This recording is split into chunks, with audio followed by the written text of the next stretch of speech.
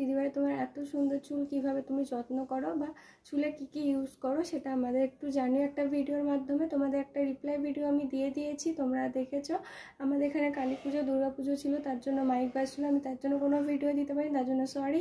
আর তোমাদের জন্য আমি ভিডিও নিয়ে না, ভিডিওটা শুরু করা যাক। আর ভিডিওটা স্কিপ না করে তোমরা চুলে কি ইউজ করি তার আগেও আমাদের জানতে হবে আমরা চুলকে কিভাবে মেনটেন করব, মানে হচ্ছে চুল কিভাবে চুলের জট ছাড়বো বা চুল কিভাবে বেঁধে রাখবো। রাত্রিবেলা শোয়ার আগে তোমরা অবশ্যই এটা মাথায় রাখবে, যতই শরীর টায়ার্ড থাক যাই থাক চুলকে কিন্তু বিনুনি করে শুতে হবে। চুলে বিনুনি না করে রাত্রে শুলে চুলের ডগা ফেটে যাবে, আর ডগা ফেটে গেলে চুল কিন্তু তখন লেন্থে আর বাড়বে না।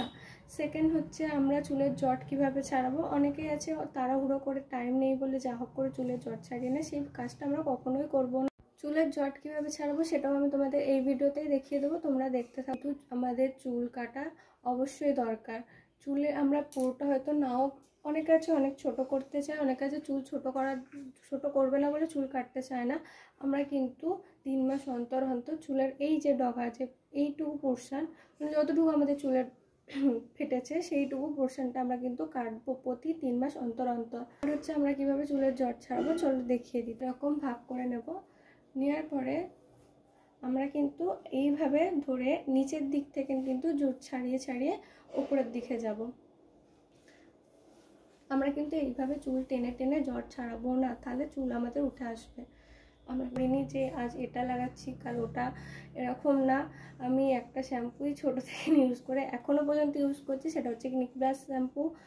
তোমরা ইউজ করতে পারো, খুব ভালো। এখন ক্লিনিক প্লাসের একটা এক্স শ্যাম্পু বেরিয়েছে, ওটা ইউজ করো, ওটাই আমি ইউজ করছি।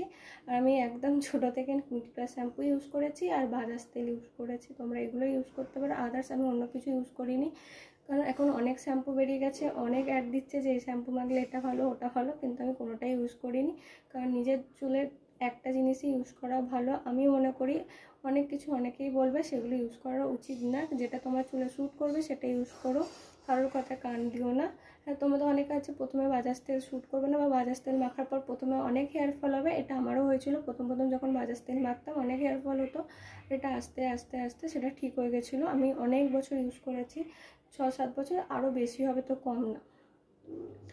আর প্রথম বাজাজ তেল মাখলে চুলটা একটু চিটচিট হয়ে যায়, অনেক লাগাবে না, যতটুকু দরকার ততটুকু ভালো করে কাউকে মানে কারো সাহায্য নিও। চুলের এই যে মাঝখান দিয়ে ফাঁক করে করে চুলে তেল লাগিও, তাহলে চুলে আমাদের ডগা। যারা আমার মতো এরকম লং হেয়ার চায় তাদেরকে।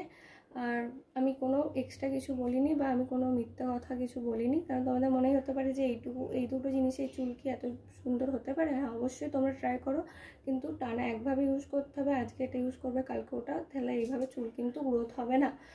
আর তোমরা হয়তো অনেকেই আছো দামি দামি শ্যাম্পু ইউজ করো বা কিছু, আমিও ইউজ করেছিলাম মাঝখানে, কিন্তু আমার শ্যুট করেনি। আমি অনেক মাস ইউজ করেছিলাম মাঝখানটায়, আমি কোম্পানির নাম বলবো না, কিন্তু আমার চুলে শ্যুট করেনি, আমার প্রচুর হেয়ার ফল হতো, আমি তার জন্য বন্ধ করে দিই। আমি আবার যে ফর্মুলাতে ছিলাম তাতেই চলে এসেছি, ক্লিনিক প্লাস শ্যাম্পু আর হচ্ছে তেল, এইভাবেই। আর কিছু আদার্স আমি কোনো মেথি বা পেঁয়াজের রস এইসব কিছু ইউজ করি না, তোমাদেরও ইউজ করার দরকার নেই। আর যদি চাও তোমরা ইউজ করতে পারো, মেথিতেও চুল ভালো হয়। যেমন যে তেলটি ইউজ করবে সেই তেলের মধ্যে মেথি দিয়ে হালকা করে গরম করে সেটাও ছেঁকে নিয়ে ইউজ করতে পারো, ওতেও মানে চুল আর কি গ্রোথ হয়। কিন্তু আমি কোনোদিন ইউজ করেছি এর আগে, উঠতে পারো। আর আমার মনে করার দরকার পড়বে না, কারণ এই দুটো জিনিস ইউজ করলে যদি ঠিকঠাকভাবে মেনটেন করতে পারো তাহলে ঠিক তোমাদের চুলের গ্রোথ হবে, আমি বলছি। আর ভিডিওটা সবাইকে শেয়ার করে দিও, আর বেশি বকবক করবো না আজকের মতো।